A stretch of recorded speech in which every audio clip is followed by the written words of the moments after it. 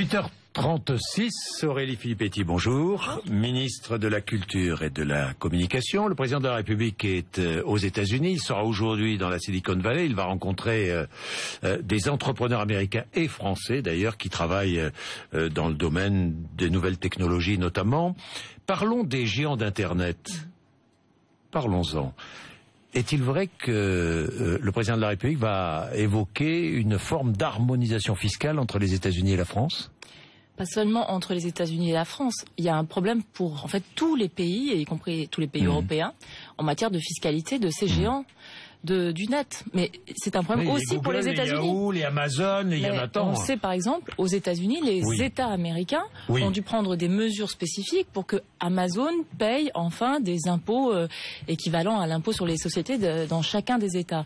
En Grande-Bretagne, le Parlement britannique mène une enquête sur justement l'évasion fiscale qu'organiserait Amazon. En Allemagne, il y a des inquiétudes similaires, à la fois sur le réseau des librairies physiques en Allemagne et puis la concurrence fiscale déloyale menée par Amazon.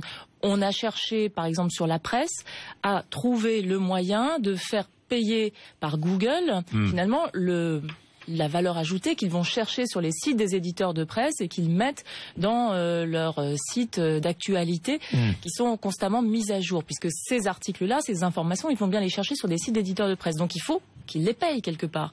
Donc on a en France trouvé un accord avec Google. Ils vont payer 60 millions d'euros à un fonds qui permettra ensuite d'investir dans la modernisation, notamment numérique des éditeurs de presse. 60 millions d'euros ou... Non, c'est 60 millions d'euros sur 3 ans. Sur 3 ans, oui. Et il y a des dossiers qui sont déposés par les journaux, par les titres, et il y a une commission qui se réunit et qui choisit les dossiers qui peuvent être alimentés par ce fonds. Alors, j'ai des questions très précises. Allez-vous taxer ces géants d'Internet ?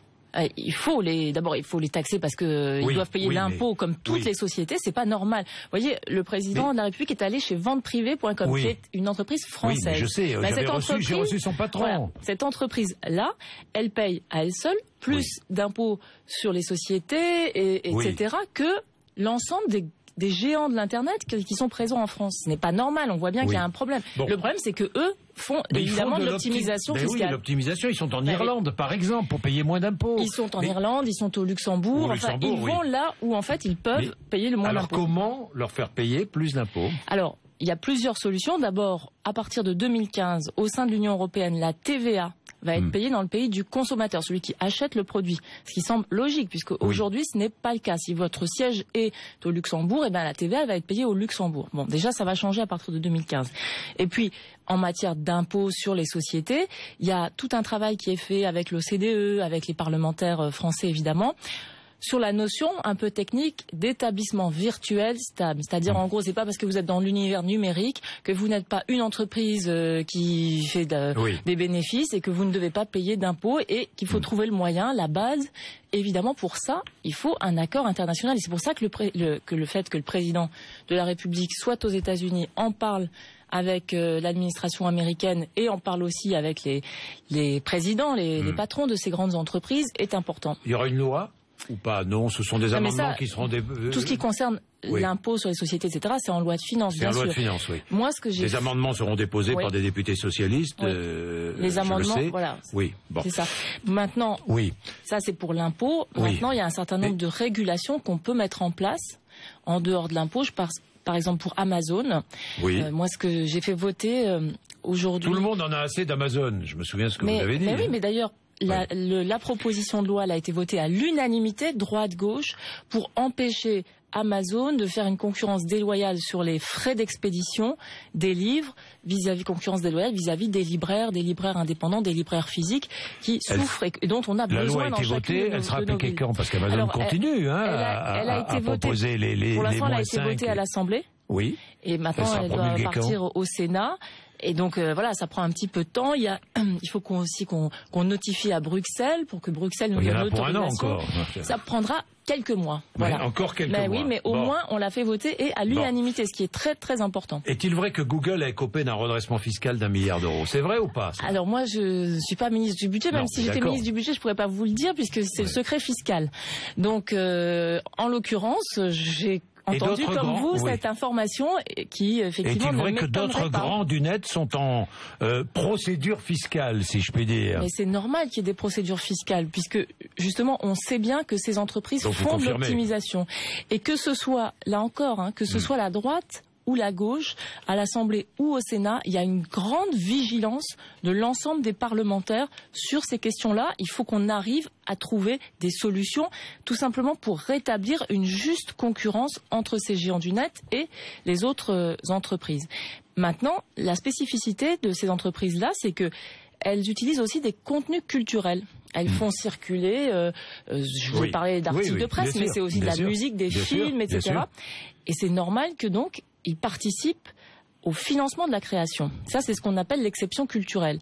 En France, ça marche depuis l'après-guerre. Donc c'est une façon de les taxer. C'est une façon de... Non, c'est pas une façon de les taxer parce que ça va pas dans les caisses de l'État. Ça va pas dans les caisses de l'État. Vous voyez, par exemple... C'est reversé, j'ai compris. Les chaînes de télé, elles participent au financement des films parce qu'ensuite, après, elles vont les diffuser. Bon, c'est une forme de mécanisme comme ça qu'il faut mettre en place sur ces sociétés du numérique. Aurélie Filippetti, le 19 janvier 2012, qu'est-ce que vous voulez dire? Vous aviez envie de dire quelque chose encore? Parce que l'exception culturelle, ça fait partie des grands principes que le président de la République a rappelé hier aux États-Unis, parce que nous avons, dans le cadre de l'accord de libre-échange qui est négocié en ce moment avec les États-Unis, nous avons réaffirmé le principe de l'exception culturelle. Ça veut dire qu'on doit pouvoir avoir ce mécanisme de régulation et le libre-échange, le commerce sans contrainte, ça doit quand même avoir certaines limites en matière de produits culturels et audiovisuels. Bien, Aurélie Filippetti, le 19 janvier 2012, à Nantes, discours de François Hollande, je l'ai le discours, je m'engage à sanctuariser le budget de la culture.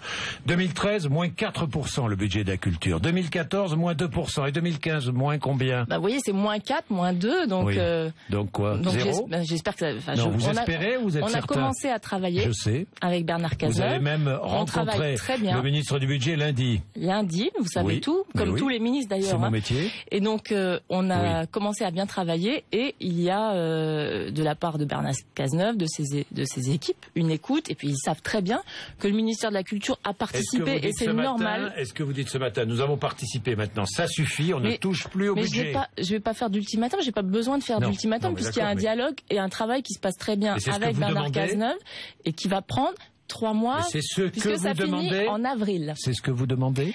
Moi, je souhaite avoir évidemment un budget qui permette au ministère de la Culture de continuer à assumer ses missions. Qu'en 2014. Le meilleur budget possible. Ça, vous êtes extraordinaire. Mais le vous meilleur, verrez, je souhaite avoir un budget qui me permette de continuer. Mais je vous demande si vous souhaitez, vous dites, il ne faut pas toucher au budget du ministère de la Culture. Jean-Jacques Bourdin, moi je ne suis pas comme Pierre Gattaz, donc je ne vais pas mettre d'ultimatum ni être désagréable avec Bernard Cazeneuve, avec qui je suis en négociation. Vous avez tout intérêt. Je discute, on travaille et sincèrement, il y a une très très bonne écoute et là tout à fait sérieusement, le Bernard Cazeneuve sait que le ministère de la Culture a fait des efforts. Et pourquoi j'ai pu faire ces efforts? Parce que j'ai arrêté, je suis sortie de la logique de faire toujours plus de dépenses somptuaires, des grands travaux qui n'étaient plus justifiés et qui du coup grévaient le budget de l'État. Donc pendant 2 ans j'ai pu arrêter ces grands travaux, maintenant je ne peux plus les arrêter. Vous essayez de... Maintenant vous avez fait des économies de tous les côtés, on a baissé le budget de la culture depuis 2 ans, vous avez restructuré, donc maintenant, est-ce que vous dites à Bernard Cazeneuve, terminé, on ne touche plus au budget de la culture? Je dis à Bernard Cazeneuve, voilà ce qui a été fait par le ministère de la Culture. C'est, vous l'avez dit, 4% en 2013, 2% en 2014. La culture, ce n'est pas seulement de la dépense, ça rapporte à la France puisque ça représente 3,2% du produit intérieur brut. Filippetti. Vous savez que c'est autant que l'agriculture et les industries agroalimentaires. C'est pour ça, vous avez des arguments. Mais c'est bien ce que je fais valoir. Est-ce que vous dites ce matin, on ne touche plus au budget de la culture? Mais encore une fois, je souhaite que le budget de la culture permette à la France de continuer à tenir son rang qui est franchement un rang d'excellence, c'est sans doute on est le premier pays touristique au monde et ce n'est sans doute pas pour rien. Moins de 1% du budget de l'État, la culture. Oui. C'est vrai. Ah oui. Mais c'est à déplorer, non? C'est à déplorer. C'est peu au regard du rayonnement que nous donne la culture partout dans le monde. On va pas vous rogner votre budget encore. Eh ben, je l'espère bien, mais je vous remercie de le défendre avec moi. Non, mais je défends pas. Vous le défendez là. Oui, je défends. Mais je vous comprends en même temps parce que c'est la culture et l'audiovisuel. Il paraît que Bernard Cazeneuve, plus il parle doucement, plus sa voix est basse et plus il taille dans vos budgets. C'est vrai ça? C'est pas moi qui le dis, c'est un socialiste qui le dit. Non, mais il avait une très bonne voix en tout cas quand nous avons discuté. Ah bon, d'accord. Et Bernard Cazeneuve est un homme de culture qui aime aussi le théâtre, l'opéra. Si c'est vrai ou faux, fermer une aile du Louvre, c'est envisagé ou pas? Non, pas du tout. Bon. Au contraire, on va ouvrir en 2017, on va réorganiser le Louvre pour avoir une aile qui soit consacrée à l'éducation artistique et culturelle. Parce que même si j'ai arrêté un certain nombre de grands travaux qui étaient inutiles, j'ai augmenté en revanche de 25% les crédits qui permettent de financer des actions à destination des enfants. Ça va permettre dans toute la France de financer 1000 projets supplémentaires par an. Supprimer l'une des chaînes télé du service public, c'est vrai ou pas? Est-ce que vous aimeriez me faire dire cela? Non, mais je vous pose la question, j'entends ça. Il n'y aurait pas plus de publicité pour BFM TV? Faites de la publicité pour BFM TV, reconnaissez que c'est une chaîne de grande qualité. Mais vous savez que j'ai toujours reconnu la qualité de la diversité du paysage audiovisuel français, que ce soit public ou privé, parce que notre paysage... Une vraie diversité équilibrée. Il est riche de cette diversité, justement, donc on a besoin de ça. Équilibré. Dans le paysage audiovisuel, oui. D'ailleurs, dans les missions nouvelles que j'ai confiées au CSA l'année dernière, il y a justement la nécessité pour le CSA de faire des études d'impact économique, c'est-à-dire de justifier ses décisions par une analyse de l'ensemble du paysage économique audiovisuel. Ça veut dire que, en gros, demain, si on nous disait il faut attribuer de nouveaux canaux, de nouvelles fréquences pour de nouvelles chaînes, le CSA serait obligé de regarder économiquement. Voilà, de regarder si ça ne va pas perturber excessivement le paysage audiovisuel existant. Et bien à ce moment-là, ils doivent prendre des décisions en conséquence. Enfin, si ça ils nourrissent leur décision des études d'impact. Voilà. Donc c'est très important. Parce que jusqu'à présent, ça n'existait pas. Donc on pouvait prendre, le CSA pouvait prendre une décision sans qu'on ait une analyse économique précise de ses conséquences. Bien, Aurélie Filippetti, votre budget s'inscrit évidemment dans le budget global de l'État. Ça va être difficile parce que les rentrées fiscales sont mauvaises, notamment les rentrées de TVA. Vous le savez, vous aussi. Le pacte de responsabilité. Alors, vous avez entendu Pierre Gattaz. Est-ce que ça vous choque que Pierre Gattaz fasse cette sortie sur pas de contraintes, pas de contrepartie aux États-Unis? Bon, d'abord, effectivement, qu'il le fasse aux États-Unis, c'est franchement pas très respectueux parce qu'on est dans un débat en France. Le dialogue social, c'est la priorité du gouvernement, et donc c'est en France que doivent s'exprimer un certain nombre d'opinions. Et puis la deuxième chose, c'est que un pacte, il faut être deux pour faire un pacte. Et donc on en appelle à la responsabilité justement des uns et des autres. Donc il faut que évidemment les entreprises fassent des contreparties à des allègements de charges extrêmement importants qui vont leur être consentis. C'est un oukase, a dit le Premier ministre Jean-Marc Ayrault. Vous êtes d'accord? Évidemment, je suis d'accord avec le Premier ministre, bien sûr. Oui, vous n'allez pas dire le contraire. Non, mais je trouve ça extrêmement malhabile, maladroit et malvenu. Est-ce que vous avez vu quand même que dans le cadre de ce pacte de responsabilité, des fameux 50 milliards d'euros à trouver qu'on n'a pas, que l'État n'a pas, sur 3 ans, oui, l'État ne les a pas. La Cour des comptes insiste et invite François Hollande à réduire les dépenses sociales. Est-ce que la Cour des comptes a raison? La Cour des comptes, elle fait un certain nombre d'analyses. Le rôle de la Cour des comptes, c'est d'analyser les budgets, leur exécution, de contrôler aussi le fait qu'il n'y ait pas une mauvaise utilisation de l'argent public. Bon, maintenant, ils font aussi des analyses plus d'opportunités qui rentrent moins dans les rôles que leur donne la Constitution. Mais bon, on peut prendre ces analyses. Elles font partie du débat public. En même temps, ce ne sont pas les solutions que propose le gouvernement. Et ça encore. Donc on ne réduira pas les dépenses sociales. Alors, il n'y a aucune décision qui est prise pour le moment. Et évidemment, de toute façon, les décisions. Vous êtes contre vous toute réduction? Je parle pas à la ministre. Je parle à l'élu. Je parle à la politique qui connaît le terrain depuis plusieurs années, qui maîtrise ces questions-là. est-ce que vous êtes contre toute réduction des dépenses sociales? Ça dépend ce qu'on appelle les dépenses sociales. Si c'est dire on utilise plus de médicaments génériques pour réduire les coûts pour la Sécu, bien sûr on est pour. Si c'est dire on réduit l'indemnisation des chômeurs dans une période de crise où justement le chômage est important, là le gouvernement a tranché, Michel Sapin l'a dit, c'est pas dans une période de crise qu'on va diminuer l'indemnisation des chômeurs. Mais on sait par exemple que beaucoup de dépenses sociales, d'aides sociales sont indexées sur le coût de la vie. Est-ce qu'il faut revenir sur cette indexation par exemple? Les solutions, elles seront examinées. Il y a un conseil stratégique de la dépense publique et je dirais le ministère de la Culture n'en fait pas partie, mais en tout cas, elles seront examinées et surtout elles seront discutées parce que on le fait dans la discussion avec l'ensemble des partenaires sociaux. Tous à poil. Non, mais attendez, tous à poil. Voilà. Vous avez l'objet du délit. J'ai l'objet du délit, voilà. Tous à poil. Écoutez, alors, regardez, faites-vous votre opinion, Jean-Jacques Bourdin. Marc Dagneau, je l'ai eu. Alors, à poil le bébé, à poil la babysitter. Alors, en fait, Jean-François Copé a fait beaucoup de publicité à ce livre, qui se retrouve maintenant en tête des sur ventes, Amazon, sur justement l'entreprise dont on parlait tout à l'heure. Mais en l'occurrence, vraiment, les attaques contre la littérature jeunesse, puisque c'est de ça dont il est question, sont vraiment scandaleuses et totalement même ridicules. Si il s'est ridiculisé, Jean-François Copé. Je crois qu'il s'est ridiculisé, oui, parce que moi j'invite évidemment tous les téléspectateurs à juger par eux-mêmes, mais franchement, on ne peut pas faire de livres pour enfants comme ça, de l'utilisation idéologique telle qu'ils la font. C'est de l'instrumentalisation des enfants, c'est de l'instrumentalisation de l'attention que nous portons tous à nos enfants. Et ces livres sont dans des bibliothèques. Quel est l'objectif? L'objectif des livres pour enfants, en plus, c'est évidemment qu'ils soient lus avec les parents. Donc, puisque Monsieur Copé et certains disent qu'il faut rétablir l'autorité parentale, mais nous on fait confiance à l'autorité parentale, c'est les parents qui évidemment lisent les livres avec les enfants et qui leur expliquent et qui en rient et en sourient parce que ce sont des livres amusant.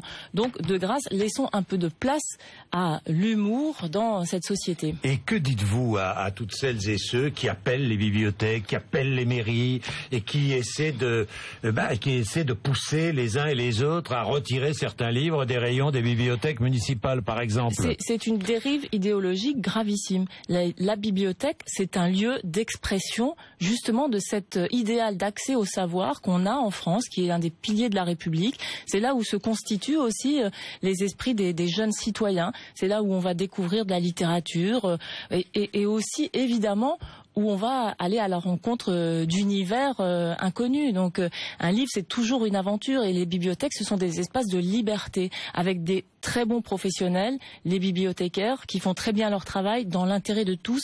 Et donc, de grâce, pas de récupération politicienne de ces lieux qui sont des lieux. Il y a récupération politicienne selon vous, mais c'est quoi? Attaquer. Mais Jean-François Copé, quel est l'objectif de Jean-François Copé selon vous? Je pense qu'il veut surfer sur la vague réactionnaire qui s'est exprimée dans certaines manifestations et encore récemment. Il veut tenter d'en faire un bénéfice politique. Je pense qu'en plus c'est une erreur politique grave et je ne pense au fond. Et c'est ça qui peut-être me rassure, mais quoique, je pense que M. Copé ne croit même pas à ce qu'il dit. En tout cas, je ne peux pas l'envisager de la part d'un responsable politique de premier plan. J'ai une dernière question à vous poser. Est-ce que vous vous interdiriez d'aller à un spectacle de Dieudonné? Est-ce que moi, je m'interdirais d'y aller? Oui, à titre personnel. Oui, évidemment. Enfin, je n'aurais pas envie d'y aller, non, parce que franchement, les extraits que j'en ai vus me donnent plutôt la nausée. Merci Aurélie Filippetti d'être venue nous voir ce matin, ministre de la Culture et de la Communication. Il est 8h55.